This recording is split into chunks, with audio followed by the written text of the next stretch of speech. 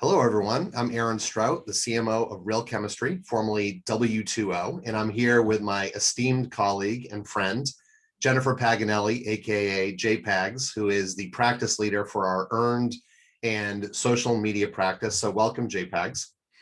Thank you for having me, Aaron.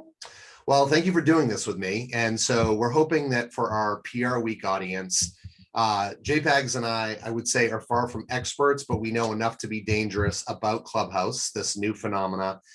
We've both led meetings, attended meetings, followed hopefully the right people, and done some primers for our own folks. And we both have grown up in the social media space. And so our goal today is to talk a little bit about what it is, how to use it, some tips and tricks, best practices, and hopefully you come away with some answers to some of your questions. So I guess it wouldn't hurt, JPags, you're the one I think that teed this up to me, that there's some key stats that we were able to find. I had not heard of this site, but it definitely had like the easiest to use. So it's called backlinko.com. And they mentioned that Clubhouse currently has 10 million weekly active users. That's on April 15th, 2021. This is also, I think, Clubhouse's birthday, which is fun, right? They've been in business for a year. They're valued at $1 billion, up from $100 million in May of 2020. They've raised 10 million. And the last thing that I'll say that I think is pretty cool is they're number 16, ranked number 16 in the App Store under the social networking category. Now, that is just on Apple, iOS. They have not launched on Android or other devices yet. I'm sure they will. And there is this exclusivity factor where, when we sign up, it does say, first of all, you have to have an invite from someone. That's part of why it probably hasn't grown faster, but at the same time, it does leverage your contacts, your Instagram if you want to, or Twitter if you want to, settings so that if you want to invite people in that you already know, it makes it a little bit easier to follow. So with that, JPags, let's talk a little bit about what it is. I think we've joked, that it's kind of like Zoom meets Twitter meets, conferences. What is it that you like about Clubhouse, and, what's your impression been of it so far? Well, the stats that you shared, Aaron, are actually very surprising. I guess not really that surprising to me, because and I think they show you a few things, the fact that there's so many users, despite this only being available on the iPhone, just shows you people are trying it. They are finding the experience easy and engaging, and they're coming back for more, and they're spreading, those invites out among their friends, and it's fun. And I think we're only going to continue to see the uptake. This is going to be more than a fad. I know you and I and some of our colleagues debated that. Gosh, what is Clubhouse? Is this just a fad, or is this here to stay? I think that steady increase is showing you people are hungry for new ways to communicate. And perhaps the audio aspect of this is a refreshing break from all of our Zooms, our screens, our emails. And I think that's a key reason why folks like us and far beyond are really enjoying the platform. Yeah, those are all great points. And it is definitely refreshing to not feel like we are today, where we're our watermelon, right? We joked about the Friendly's watermelon loaf for any of those that come from the Northeast.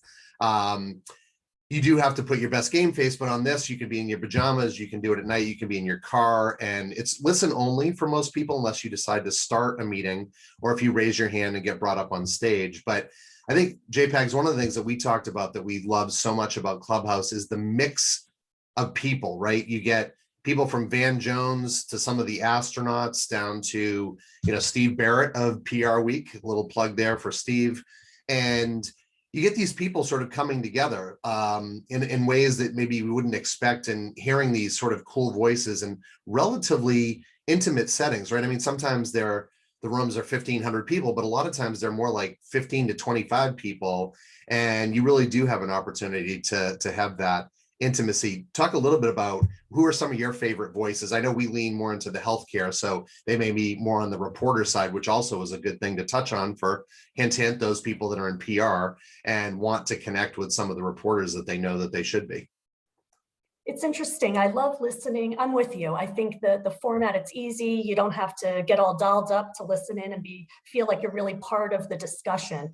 And that's what's exciting. The fact that these are not recorded right? They are live. It's just an element of excitement that doesn't exist on Twitter, right? And to hear people's questions and to hear their comments, oftentimes it matches what I'm thinking in my head when I hear a speaker, but it often, expands my horizons. Wow, there's other people who think differently. I mean, I follow a lot of the influential and agenda setting reporters in the healthcare space who are dabbling in Clubhouse, such as Adam Feuerstein, Matt Herber, Meg Terrell, and many others. But I'm almost finding it of more personal interest to follow people like leadership coaches that I admire, or authors, or artists, or so Adam Grant is someone I love listening to, the organizational psychologist. He's got a podcast. I listen to that. But to hear him talking live and to hear the questions asked, it's just a different experience, and I love it. And those mashups with the experts and real people like us are just so exciting. It's something really fun to be part of. And even if you want to lurk and learn or lurk and listen, that's great. You don't have the pressure to comment. You could just think, and I think that's really fun too. Yeah, that's a good point, because I think a lot of people do feel like another social media channel. There isn't that pressure to comment. In some ways, it can be a little clunky, because if you want someone to come in, you can invite them in, but there's not that color commentary that you add.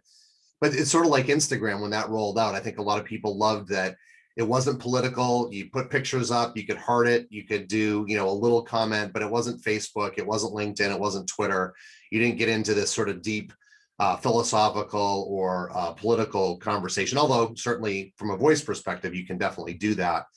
But I think the other thing that's nice is they've started to roll out clubs, right? So if you want to follow, sort of like a hashtag, you want to follow a club that's focused on health and wellness, or focused on travel, or focused on, sports. They're all different types of clubs. To your point, this is a nice mix of personal and professional. If you're an organization, you can start a club. It's frowned upon to do a club that's a complete analog of your company, right? But we've done one that focuses on healthcare innovation, because that's what we are all about at Real Chemistry. And I think the other nice thing is that you can go in and dip in and out, whether it's for 30 seconds or 30 minutes or 3 hours. It's sort of like being at a conference, but you haven't had to pay, and there isn't that obligation of, if I miss this. And I think a lot of the people that are regulars do actually spend a lot of time. Would you agree with that, JPEGs? Oh, I lost your audio. Something else I really like, Aaron, is you can get up and leave without standing up in front of everyone and walking out, right? Like you said, that makes it pretty easy. But gosh, I love to follow a few clubs, like you said. I like the All Things COVID Club. I love this Sunday night Biotech Club. And I follow ones that are, just aligned with my personal interests. And just like you look at your Outlook calendar for your week ahead of meetings, every morning I now, as part of my routine, open up my Clubhouse and I see what is planned for the day or the week.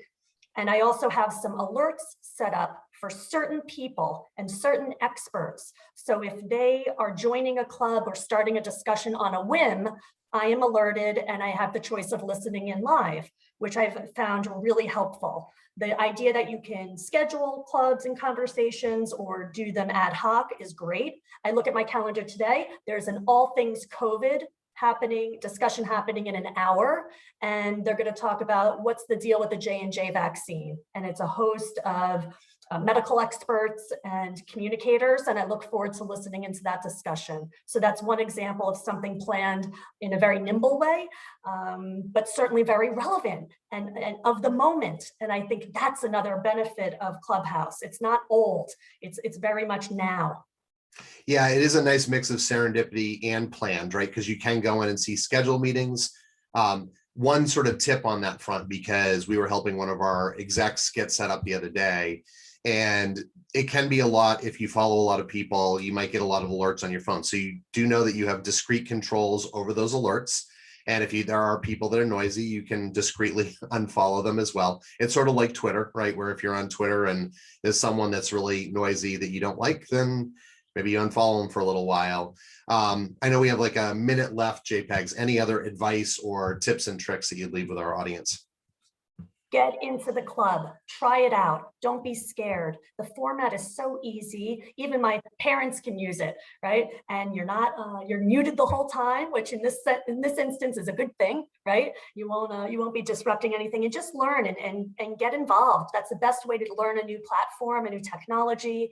It's low pressure, and see what you discover on your Clubhouse journey. I'm also pumped to see how organizations and individuals use this beyond COVID. Will it stay? Will it be a mainstay in addition to in-person events? Let's see. What do you think? Yeah, it's a great question. I think it has legs. It's got some great investors. It does feel like it fills a niche. There are other social audio platforms out there, but this feels like this is the one right now, at least for the time being. We know that sometimes acquisitions can happen, but I think the thing that you touched on, JPEGs, that I like is relatively low barrier to entry. You don't have to spend tons of time setting up, all your followers or putting up pictures. All you have to do is you can put a sentence for who you are, snap a quick pic, follow a half a dozen people. They make recommendations up front. So, choose to follow them or don't. But I think that it's something that's worthwhile exploring. And if you're a company, definitely worth testing the waters and maybe leading a few sessions, even if you use it more internally versus externally out of the gate. You said it. This is modern thought leadership, modern dialogue. And I really look forward to maybe continuing the conversation about how we're seeing individuals and companies use the platform moving forward. It's an exciting one to watch and be part of. Awesome. It definitely is. Well, I'm Aaron Strout. This is Jennifer Paganelli, aka JPEGs. Thank you for listening. Hopefully that was helpful. Please follow us both on Clubhouse if you are so inclined. And we will follow you back if you are in our interest set. And that's always the choice that you get. So thanks, JPEGs. Thanks, PRWeek, and we'll talk soon.